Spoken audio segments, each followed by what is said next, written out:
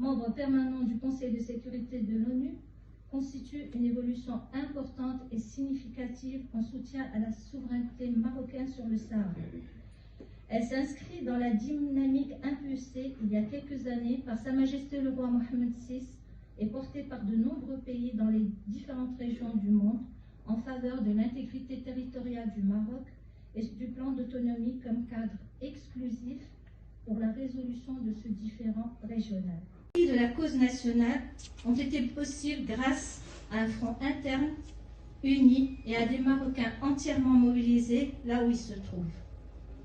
Mesdames et messieurs, la marocanité du Sahara dispose d'une reconnaissance internationale d'envergure, fruit d'une vision et d'une implication de Sa Majesté le Roi. Chez Airbus, à pouvoir évoluer depuis 20 ans, être manager aussi chez Airbus et aujourd'hui être dans le leadership. Et c'est important d'avoir effectivement un soutien et des événements comme celui-ci, qui est en l'honneur de cette marche verte, qui au-delà du Maroc, en fait, finalement, vient parler de l'union des forces africaines, parce qu'il est important, et aujourd'hui il y a beaucoup de jeunes, j'étais assise à côté de Wahiba, qui a eu son doctorat en climatologie, donc ça c'est énorme aussi de voir des femmes dans le milieu scientifique, à côté de... Bonjour, en fait, c'est non seulement les 49 ans de la commémoration de la Marche verte, mais c'est surtout ce symbole en fait de la Marche verte, cette unité. C'est un événement qui a réuni tout le Maroc. Mon papa y avait participé en tant qu'équipe technique pour la société Shell internationale à l'époque, qui accompagnait pour le ravitaillement de tous les engins sur place.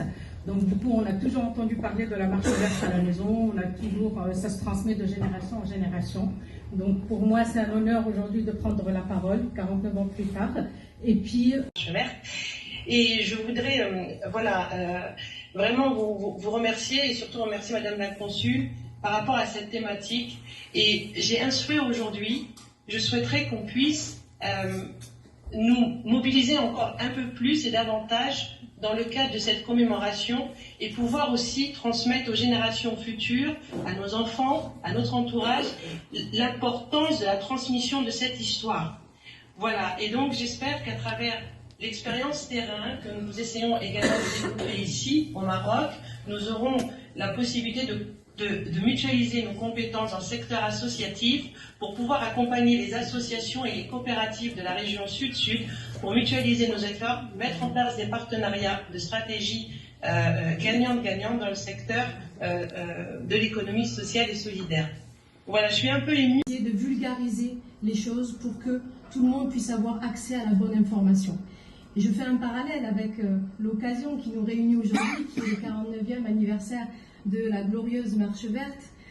Eh bien, vous savez, la jeune diaspora marocaine à Toulouse, de promouvoir la culture du Maroc dans toutes ses dimensions, mais également de renforcer les liens entre la France et le Maroc.